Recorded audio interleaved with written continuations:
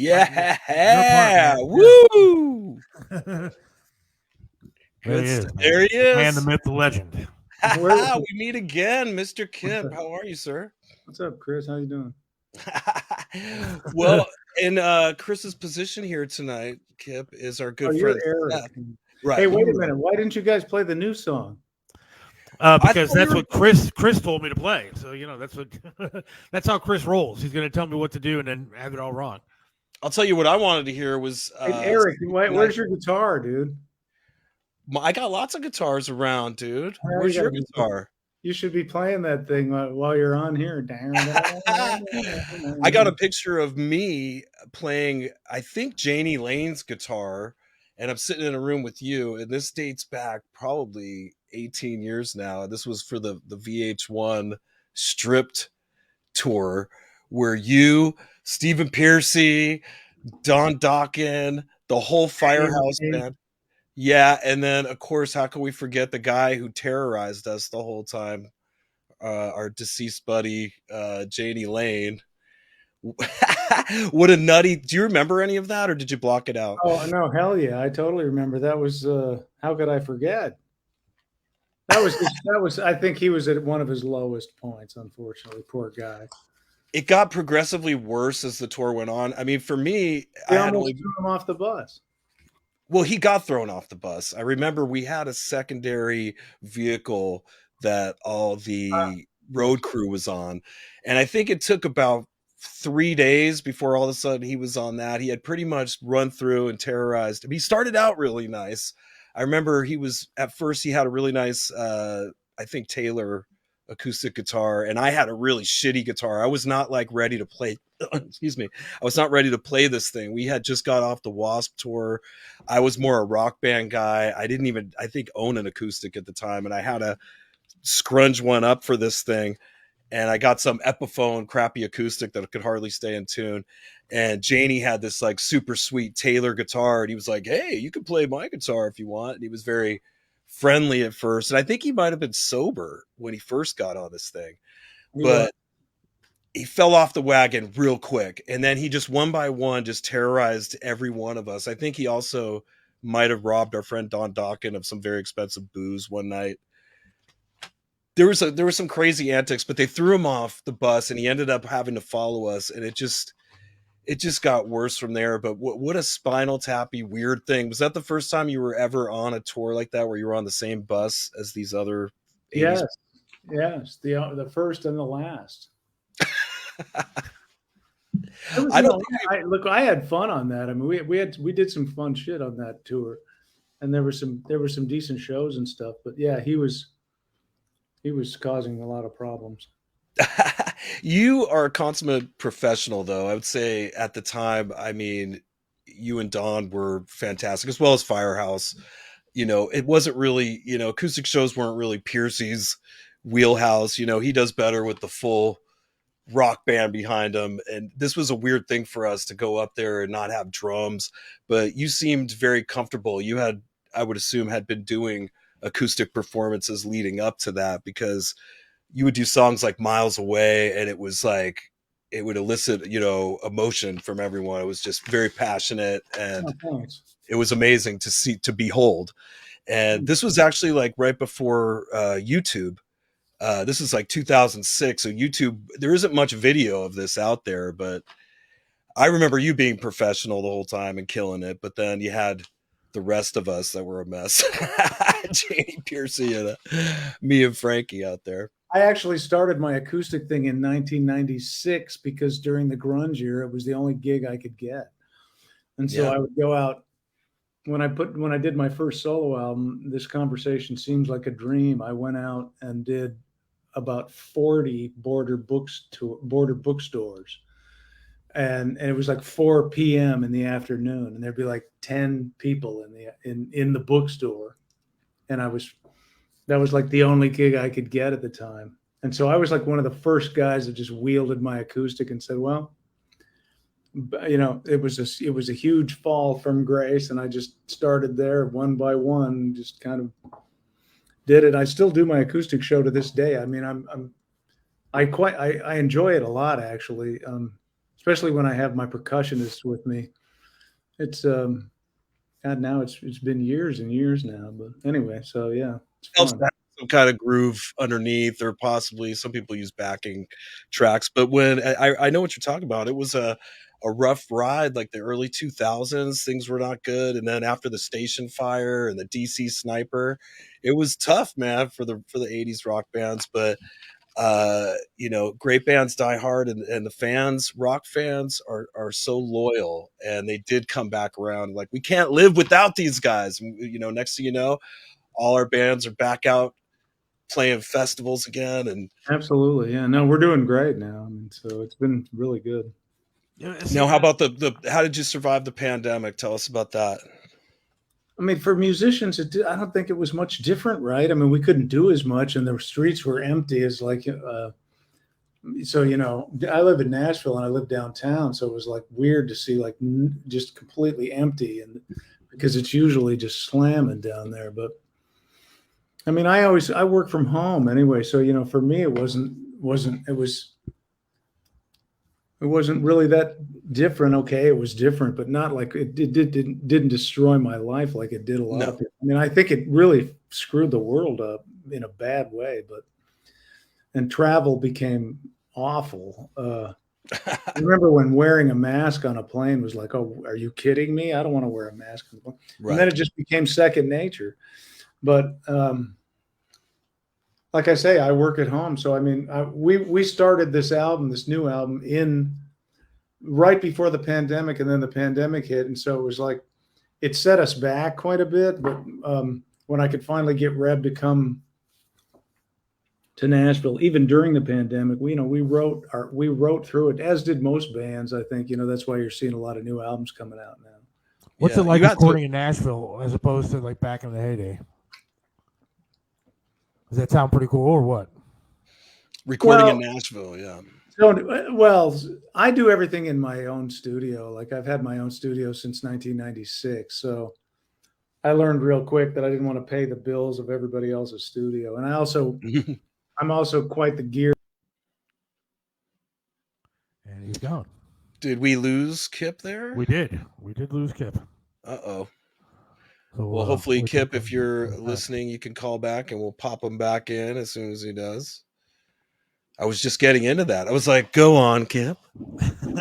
He's dreamy. He's good looking, man. Right, I'm getting lost in your eyes, Kip. Go on. What happened? Oh, there he is. I was right mid-sentence. I've been buying and selling gear for 20 years, more than that. And I've got very nice recording gear. I don't have a lot of it because I bought and sold myself right down to the bare essentials for what I think are good.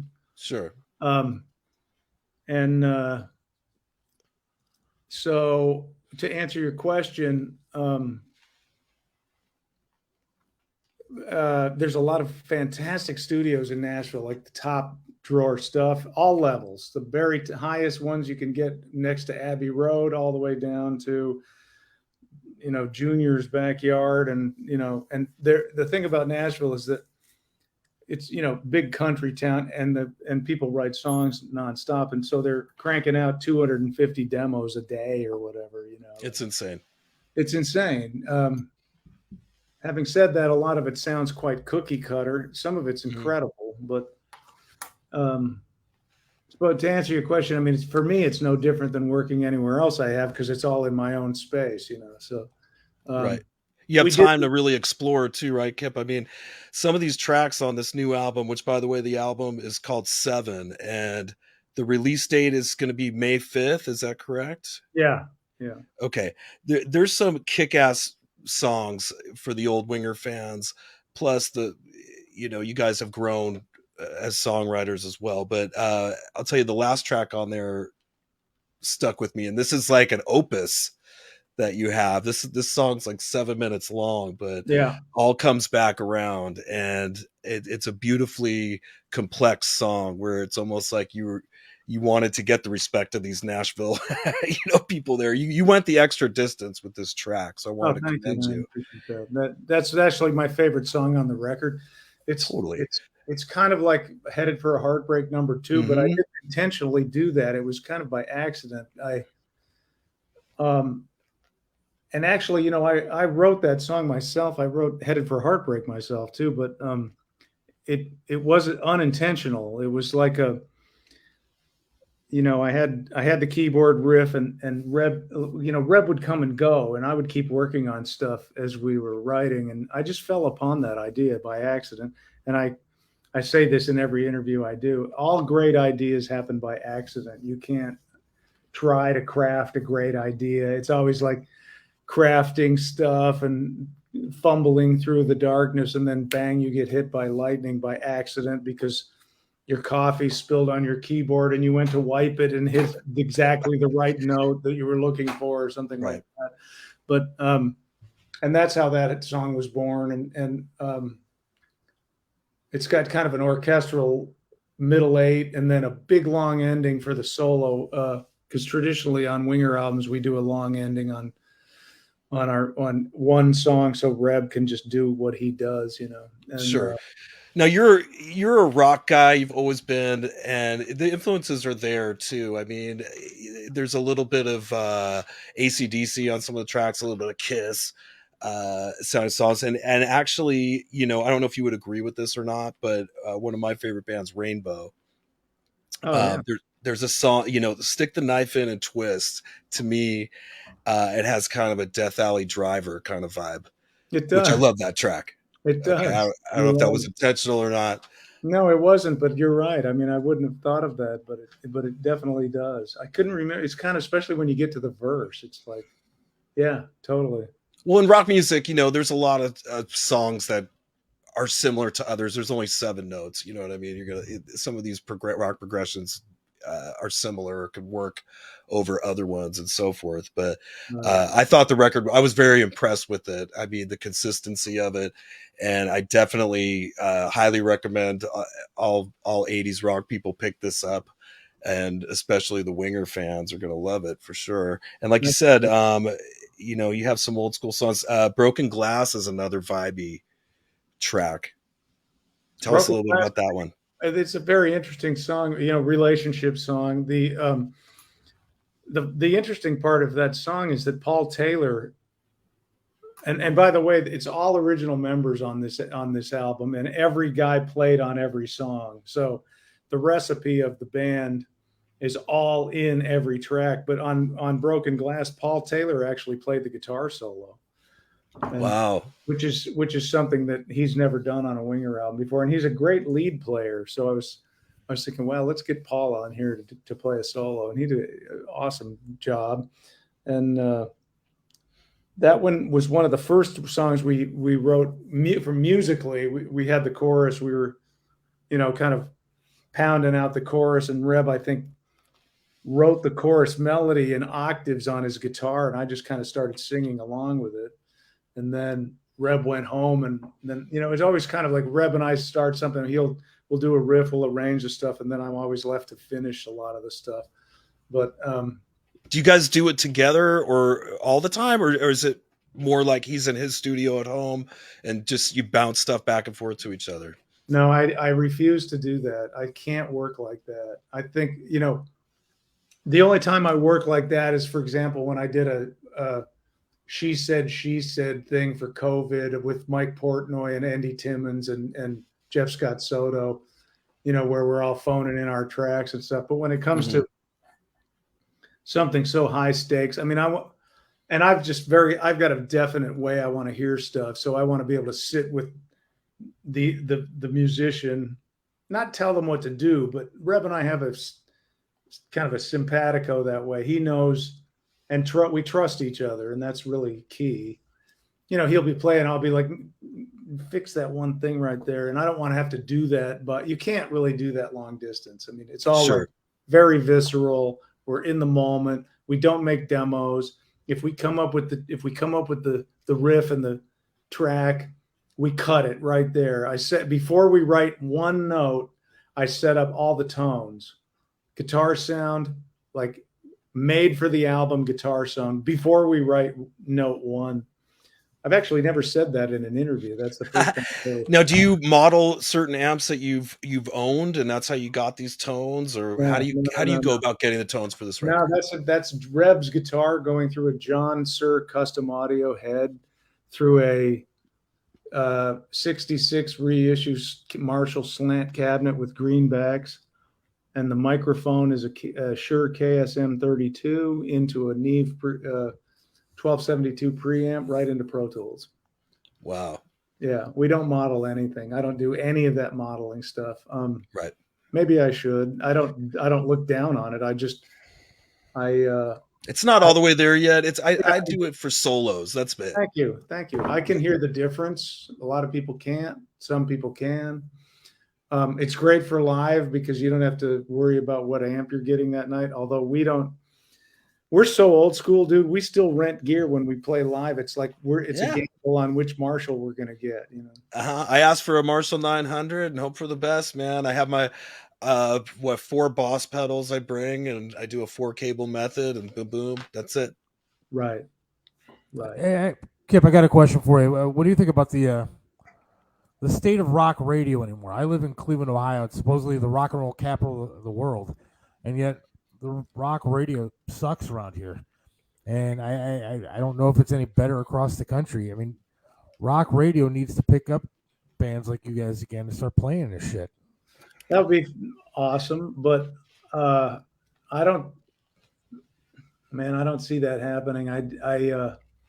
It would be great if, especially, I mean, I feel like Proud Desperado is totally worthy of radio play, but you know, stuff. I'm totally out of touch with it, so I'm not really qualified to talk about that because, you know, I got a lot to say about the things I know about and not much to say about the things I don't. And that's one of them. I don't know what's on the radio these days.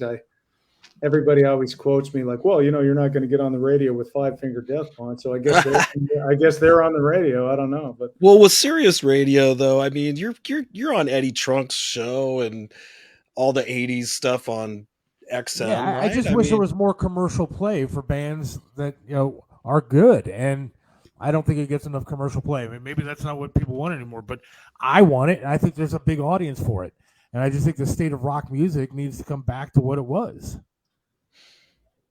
I'm with you.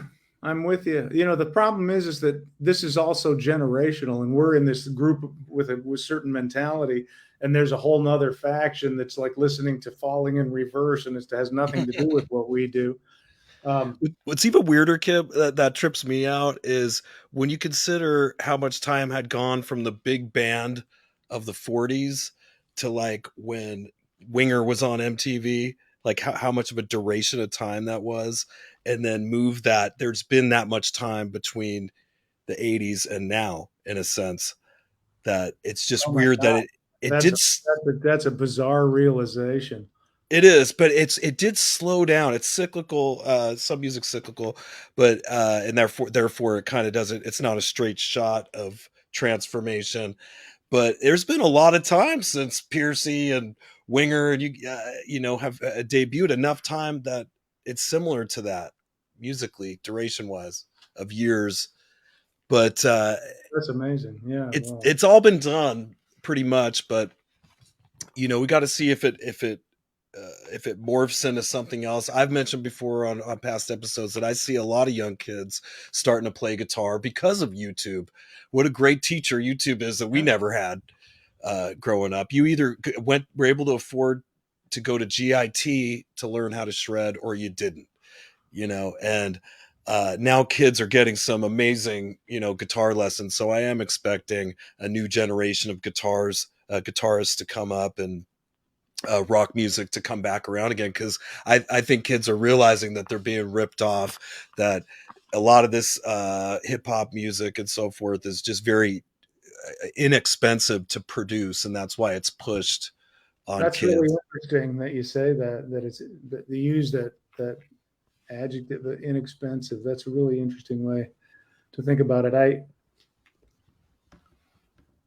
I have to think about that to Sure. give you my answer. Well, it's when you think back of the '80s recordings, like I heard from Steven, what some of the budgets were for Rat going in, and it was astronomical. Where today you can achieve so much more with your equipment in your studio there than what they had at the time. They literally spent probably $1 million to make any one of those records back then, and that was with everything involved. Probably the producing, everybody that's got a hand in it. But you've streamlined things to this point where, am I wrong in saying that this Winger album's completely self-produced? Totally. Yeah, no, but every Winger album's been self-produced. But the early days with Atlantic, our budget was 125 grand. That's what we spent on our first album. The second album was maybe 200, and the third album might have been 300 because that's the way our deal went. And that was because the studios back then, with needing the technology, you had to pay anywhere between 1,200 to 2,000 a day or whatever. Mm-hmm. And so you'd be in there 6 months, and it adds up fast. And then the producer fee and the whatever, all the crap. And then as technology, has become what it is, it's like you can go. I don't know. I mean, you can do it you could do it all in. I know a little. I know a friend of mine in Istanbul whose son does everything in GarageBand, and it sounds better than anything I do. And I don't know how he does it. I mean, he programs all his own plugins, and he's a little genius. But and I have a lot of really good gear that might, if it was like a commercial studio, might cost I don't know, a couple hundred a day. I don't know what, but sure. Yeah, I mean, it's a lot cheaper and it's a lot easier to do it yourself. The one thing I would say about all of this stuff is none of it matters if you can't connect an emotion. Even, if it's R&B or if it's heavy metal or if it's just plain up straight up rock or pop or whatever it is, like how it's made doesn't really mean anything. It's all Right. about the end result, which is the emotion of the music. Like, even if it's intellectually incredible and it doesn't make you feel anything, it's still not successful, in my opinion. Like, if the only successful music is that can evoke a strong emotion, really, like whether it's, this makes me feel cool, or, I feel very sad when I love this song, it makes me feel happy, just something about how it's affecting you. And I think, our generation, we look at other music and we go, I don't get it. But I mean, people get it. It's all about how you're connecting, and like the R&B culture. Like, I can't totally relate, but I have listened to a lot of it where I'm like kind of blown away by the production. It's like, and Sure. I feel something from it. I'm like, oh my God, that's so cool. How did they do that?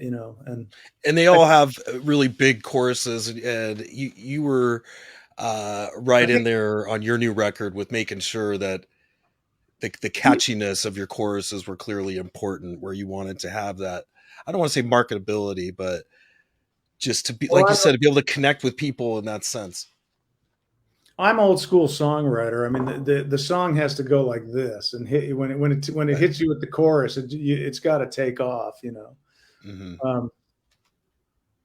So I'm just following in the footsteps of those who've come before me, Well, you did a great job of it. Now, what we need to talk about here, because as you can see the ship in the background, Stephen Piercy has just been added to the Monsters of Rock cruise that I know you're going to be on. Yeah. Okay. I'm a little terrified of this. I've never been on a cruise in my life. So I thought you could tell me and Seth a little bit about your past experiences. Have you done the Monsters of Rock cruise before this? Yeah, many times. And I was like you at the beginning. I was like, not into it. Like, sat in my cabin, moping for the first couple days. Like, and it was like,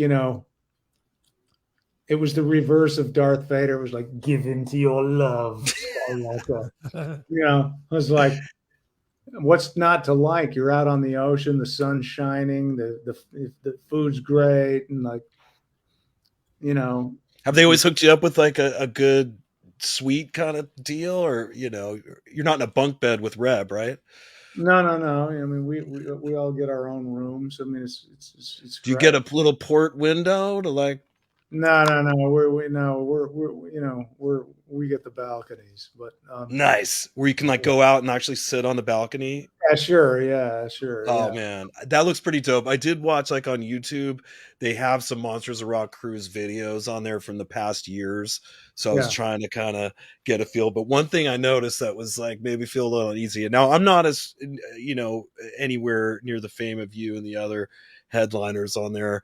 But I saw Sebastian Bach, and I noticed like people were going up and like tapping him. He was at the bar like trying to get a drink, and just these constant like fingers of people, hey, hey, hey, hey, and he was like kind of ignoring them. And I don't know, man, you got to be in the right frame of mind to be around those fans, right?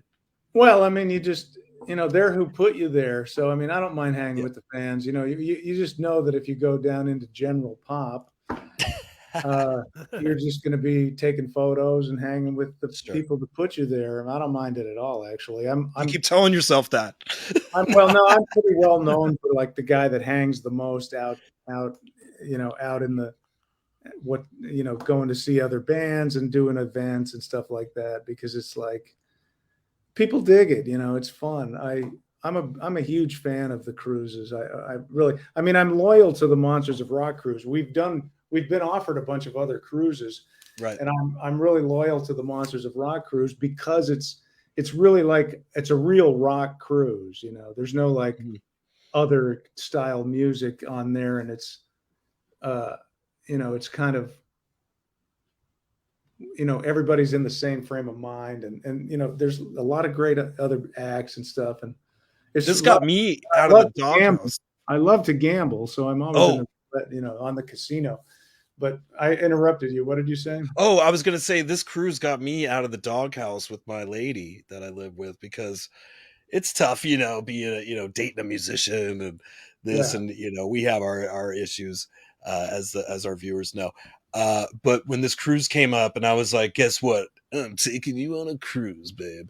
This just absolved me of like all wrongdoings. Like, we have been getting along so good. She's so excited about this. Yeah, She's like, but see, that would be like the worst, though, man. That would be taking your girl on a cruise where there's girls like taking on sand to the beach. and the bikinis all over the place, all over the boat. I mean, that would be crazy. She I'd would leave my girl at she would home make just it for that miserable reason. for me if she wasn't there. It's better that we're together on this, and No, this will go a long way. It's not a hookup scene. It's a really, everybody's out. Most everyone has a partner, and it's just fun. Right.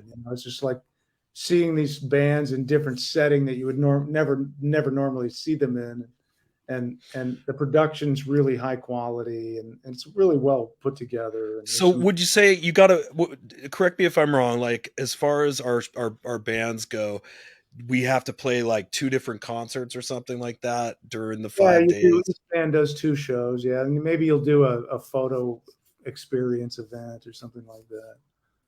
Yeah, Do back another here- Playgirl. No, like where everybody gets their photo with you. Back here in Cleveland, we used to have Monsters of Rock Like concerts here at the Rubber Bowl Right. in Akron. And tickets would be like $15, and you get the biggest bands in the world. I mean, Hey, listen, Ohio rocks like no other state in the union. I'm telling you, every rock show I've ever done in Ohio just is like top notch fans. I mean, they just rock it, man. I mean, I just miss concerts like that. I mean, the cruise sounds amazing, and I would love to be able to get on one of those cruises. Well, that's what But- this is, Seth. This is I know, but- Monsters of Rock. Put on a boat. We need Monsters of Rock in stadiums again. Get you guys out and play in front of 70,000. For me, it That's doesn't what I last wanna see. long enough. I wish it was like 10 days. Well, now you're getting me excited about it. Yeah. I got to make sure I'm mentally prepared for this, but it sounds like it's gonna be a great time. Now, when you've done these before, it always goes to like a different location every cruise, right? Has it always gone to the I forgot what this one even is going, like off of Haiti or something? I don't remember. Yeah, you guys, everybody has to look that up. You just go to the website, because I've been on so many of them, I can't keep track. But They're different though, right? You've gone to like different spots for it as Yeah. far as, and do you actually get off the ship too, or do you stay on there? Is that I too get sketchy? off. No, I get off. the first time I did it, I did not get off, but every time since I get off and go to the beach and get some food or buy some weird stuff. You know, I don't know. Just I really, my dream life is. I used to live in Florida and I loved it. You know, I like the Caribbean vibe. You know, Right. You got a big tour coming up though, right? After the cruise, are you touring? tons of gigs. I mean, the whole year is filling up really fast because of this. You know, the new album and it's the 35th anniversary of the first album, and it's the 30th anniversary of our third album. Which is a big favorite among Winger fans. This album Pull, and the new album is kind of what I tried to do is like inject the inspiration of the first album with the musical intelligence of the third album. So it's really kind of a mixture of those two albums. We went back to the original logo. We got all the original guys. They played on every track. So it is a full circle event for us. This is the most women we've ever had tuned into the show. Kip. It's amazing. Usually the Chris Akin Presents show is a total sword fight. I'm going to be honest. I've been counting over here while you've been talking, and they just keep coming one after the other, after the other. Some of the comments, how do you know how many people are on here? Let's see. The comments kind of come up one at a time. Yeah, that's me pushing. I'm pushing. He's highlighting the ones that are less dirty, that are okay to put. Oh, there's Carrie. This is a children's show. I'm sorry I came on early, Carrie. I've been on since 5:15. Kip was excited to be on the Big Monsters of Rock. Actually, the last time I saw you was magical. It was at the Chris Angel birthday extra. Am I right? It was Chris Angel's birthday in Vegas. Chris Angel. I mean, what a talk about a genuinely awesome sweetheart of a guy. I mean, gee whiz. He does amazing things for children's hospitals, and the guy raised he raised a good amount of money, and then he just threw like an extra $1 out of his pocket, like right out there. Unreal, man. He's really genuine. I mean, he's the real deal. Like, he's I met him for the first time that night. He texts me all the time now. He's like, he's just he loves rock, 80s stuff. No, he's a great dude, man. Anyway, so that was a great honor to play at that thing. And there was our buddy Paul Stanley there, who I'm a huge fan of, and decided to get up and jam, and I had to follow him at that concert. It was like, uh-oh. Well, for me, the most memorable thing was Robin Zander.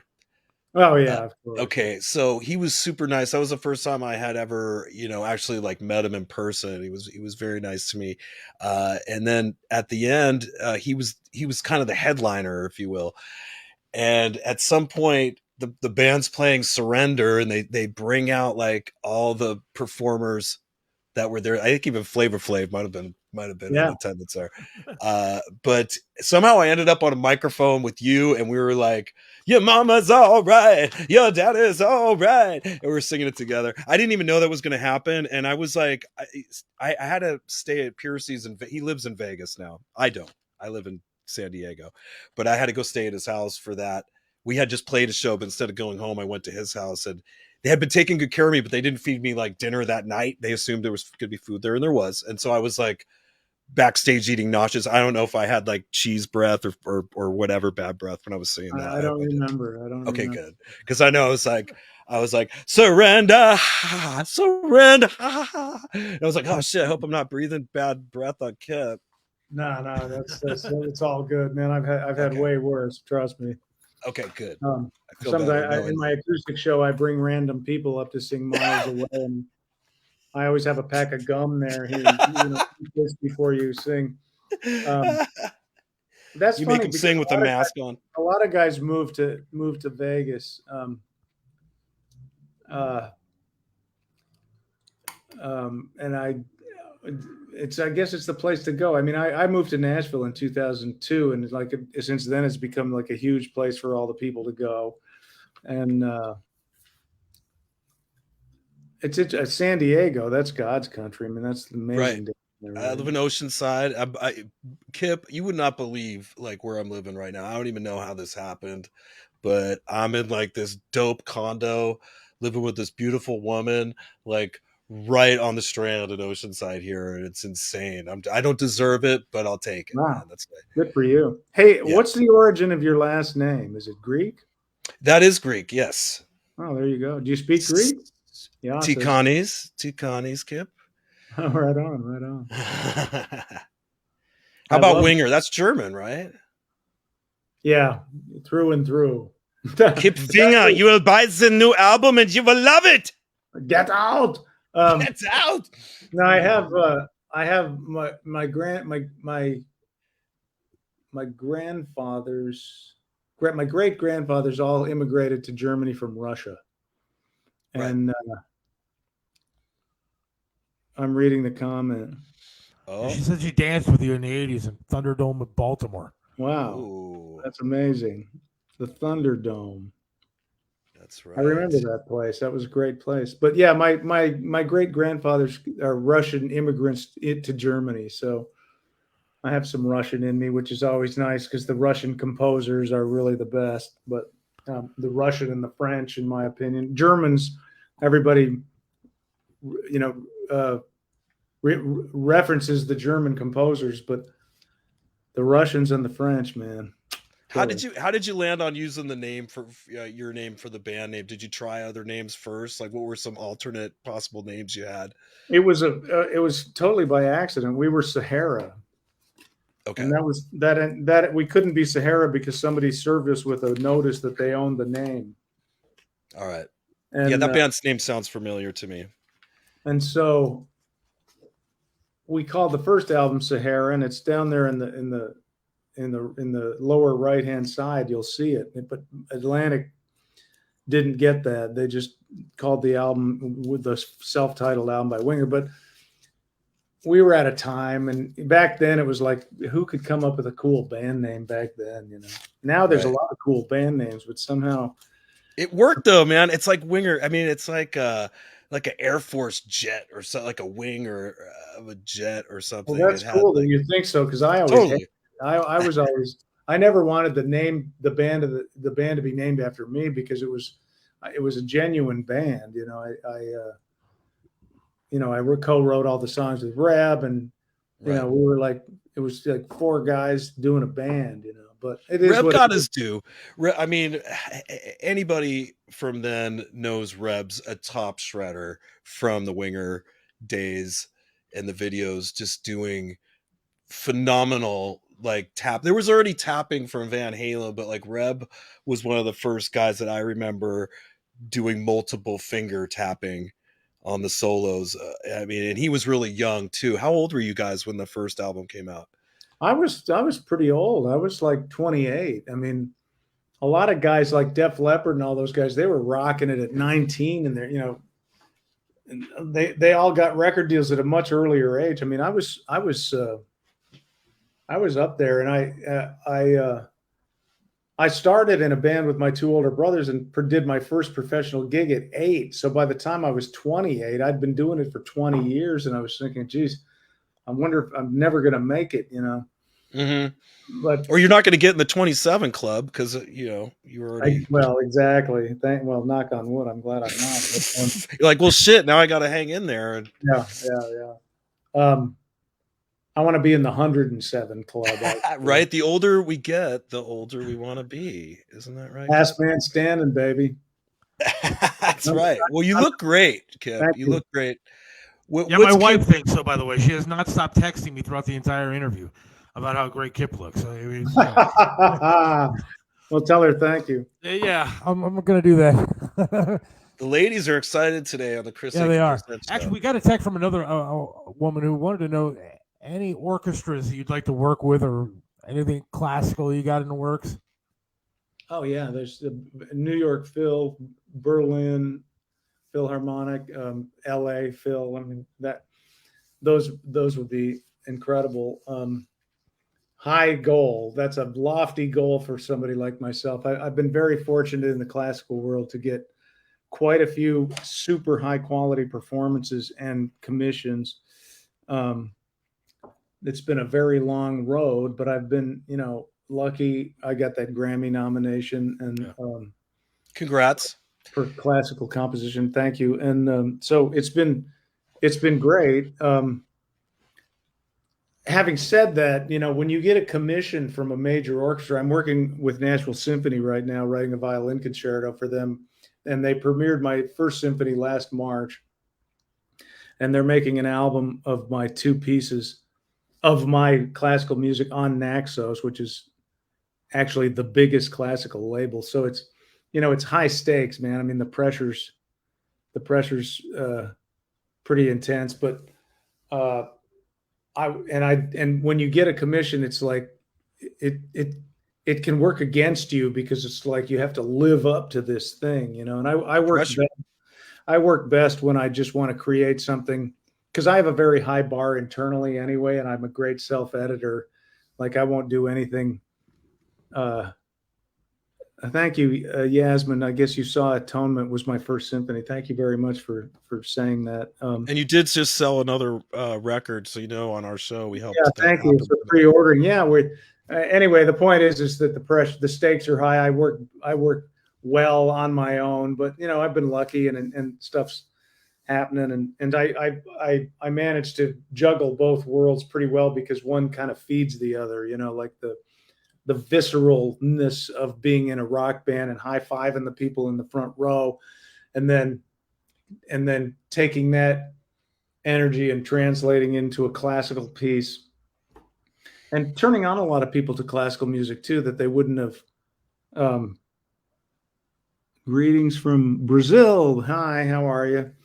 See, Kip knew where that was. I wouldn't even know what flag that is. That flag, yeah. Yeah, one kind of feeds the other, So it's metal music has a lot of classical influence. Actually, I mean, some classical pieces are very metal to me. Sure, I mean, down, down, down. Totally, it was totally taken from that. But it is higher minded music, and it is cool to turn your average rock people onto classical stuff, for sure. A lot of people that I turned onto it, they're like, "Oh my God, I never knew I could feel this." Mm-hmm.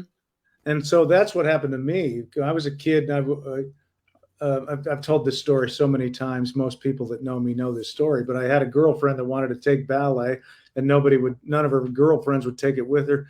And so I was like, I'll do it. And that sounds fun, because I was in karate and really stretched out, and I got into it, and I took to it. I just was like, oh my God, this is amazing. She quit immediately. And I just went on to, I was in a company, and I was hearing this music going, oh my God, like, where did this come from? And that's kind of set me off on that path. But that's cool. For me, it was the Star Wars soundtrack in the 70s as a little kid. I'm 50, but hearing that was my like introduction to like a classical score, if you will.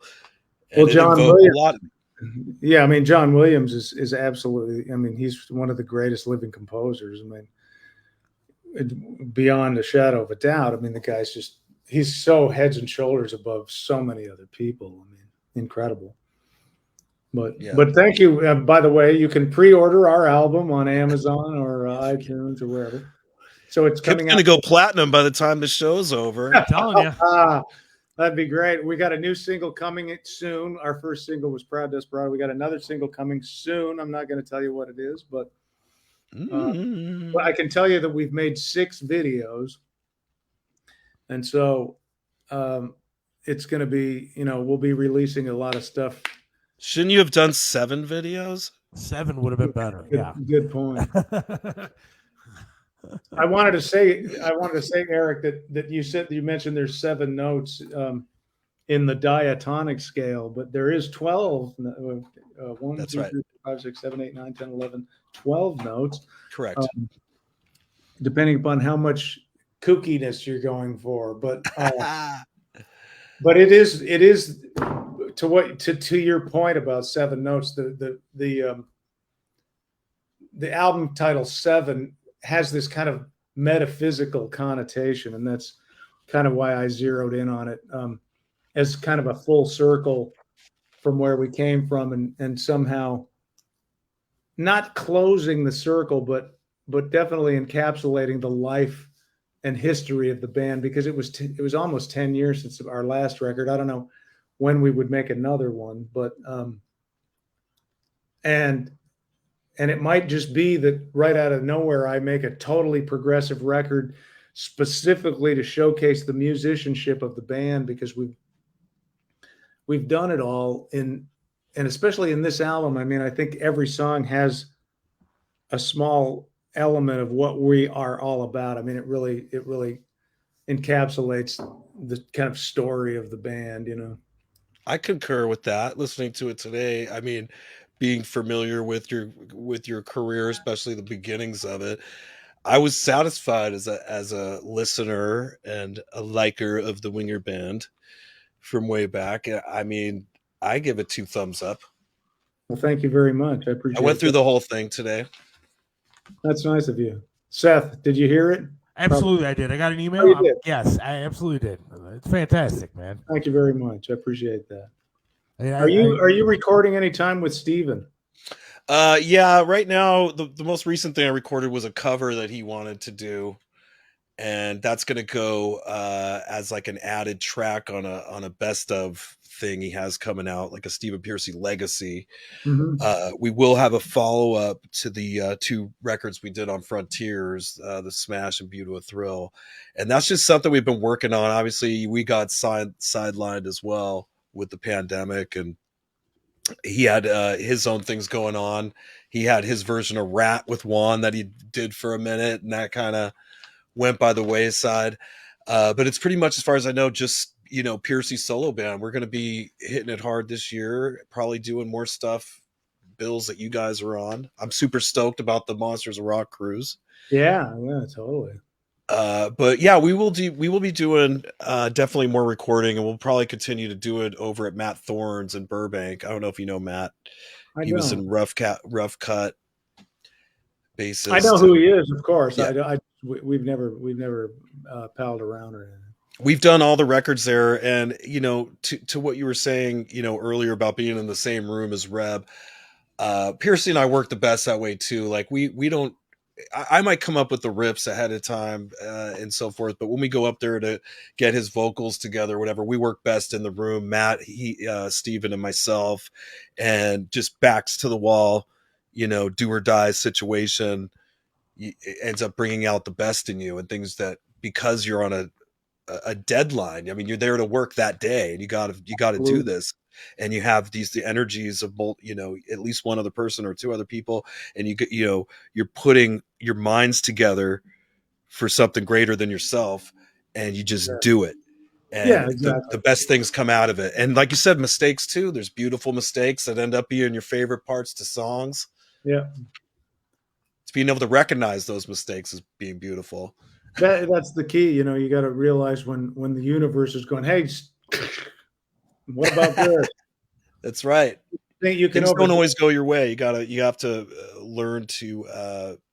I'm doing that right now. I'm overthinking the second movement of my violin concerto. I've got this, what I think is an amazing start to it, and it's come to it. It goes, I don't know, 1, 2, 3, 4, 5, 6, 15. I don't know. It's right here. Somebody wanted to know what your inspiration is for the violin concerto. I think for the LA. Oh yeah, violin concerto. There you go. I'll tell you 1 second. It's several bars, and I'm completely stumped. I'm like, I can't go past it. I mean, by the way, when I write, and I've got my little keyboard right here. I'm not at home right now. I live in Nashville, but right now I'm in California. Right. But I can't sit at the instrument much anymore. I have to get away from it. Like, I'll sit down and play a couple notes, and then I find it very distracting to hear the sound of an instrument. So I walk away more than I do work on an instrument and just try to listen to what I'm hearing, you know. And it's I'm really having a tough time right now. I mean, do you have a deadline for this?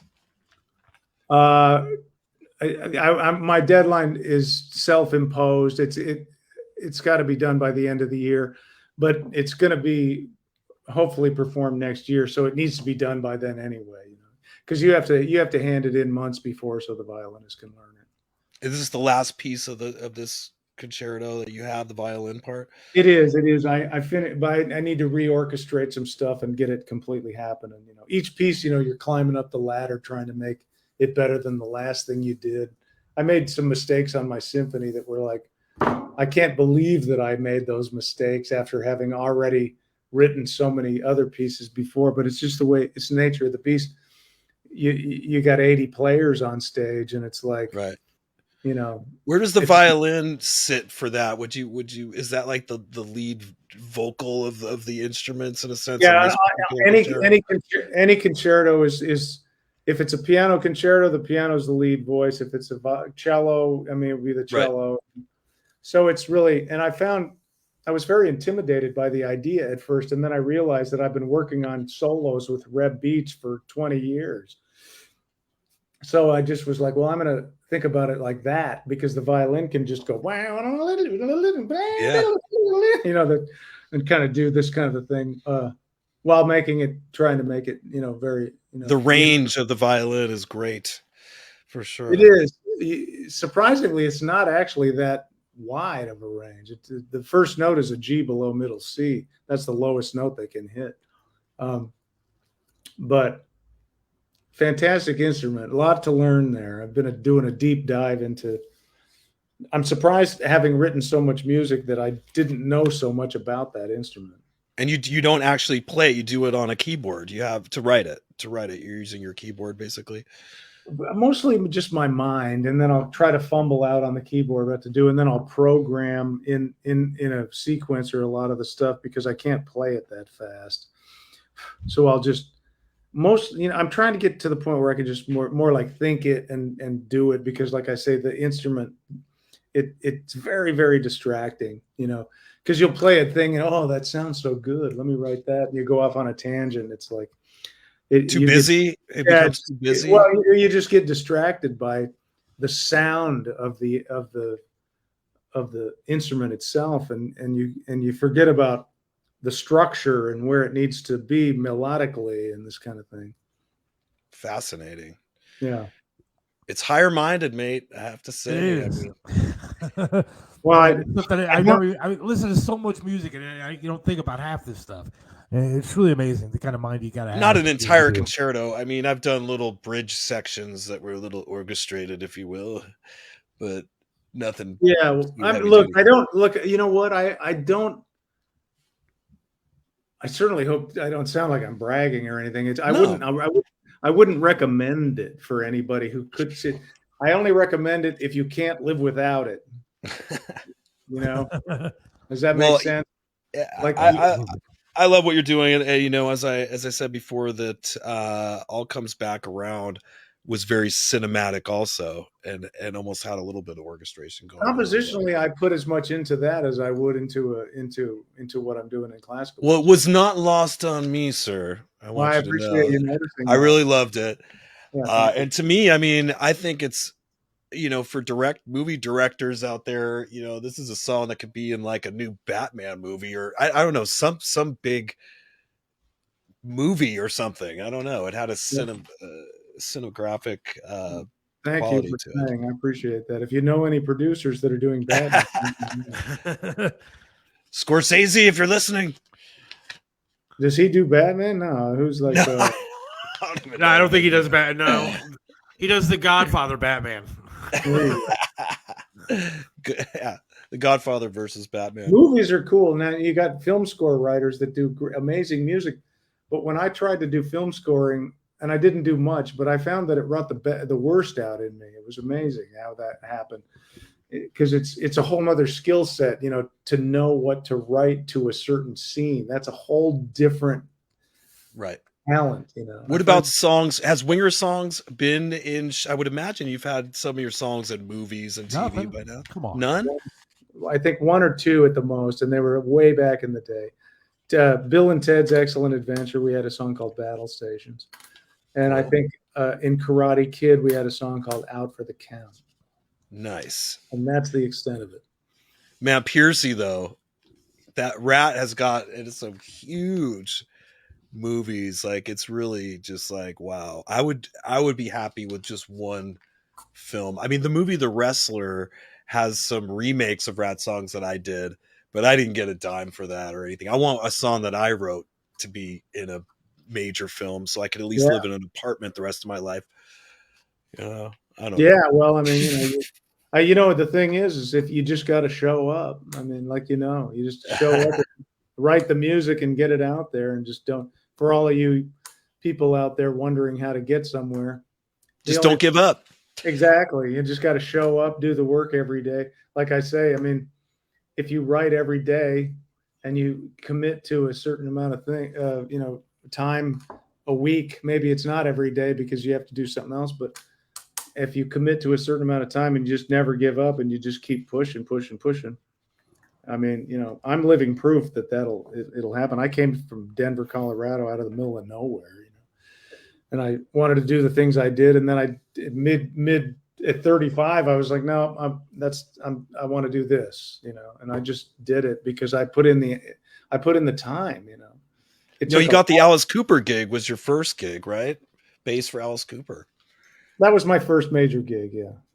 That's pretty dope. Was that a Cattle Call tryout or no? Bo Hill, the producer who did Rat. I'd known Bo way before he did Rat. I was 16 when he produced my a album for me or a demo for me and my brothers, and he was producing in New York after Rat hit and was getting some big gigs. He did Alice Cooper, and they needed a bass player for a few songs, and he called me up to do it, and I just happened to be a humongous Alice Cooper fan, and Kane Roberts is the guy I have to credit for suggesting that I put a bug in Alice's ear that if they go out, that I'd love to go on tour with them. And they called me up. And so Kane and I actually auditioned the rest of the band. That's where we found Ken Mary and Paul Taylor and Artie, the other guitar player that actually was Kane's friend. But that was a lucky gig. And, I was a huge Alice Cooper fan. Dennis Dunaway, Alice's bass player, was the hugest influence on me. Probably the most influential, him and Mel Shocker from Grand Funk and Dale Peterson from the James Gang. Those three bass players had more influence on me than anybody. So I knew the music inside and out. And I think, they probably hired me for my voice because I could sing all the high stuff. But that's like being multilingual, almost like regular society, being able to do two different tasks like that. I mean, it definitely will get you the job in a lot of cases. Yeah, singing is hard to come by. It's by the way, I mean, at this now, I'm like terrified to go on stage. I still love it, and I love the crowd response. But when you're the singer, it's like, well, what's going to happen tonight? It's not like, oh, I can tune my guitar. Right. Well, my voice ain't there. You know what I mean? It's like, it's always a crapshoot.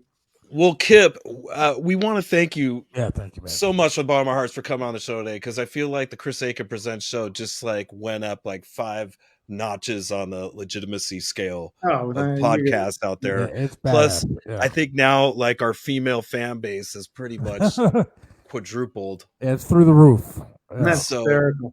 We owe you a big debt of thanks. And the new album is 7, and I told you at the beginning we're going to play the new song now. That's we're saving the best for last. So. Good idea. Yeah, pre-order. And I'll be seeing you on the Monsters of Rock cruise here.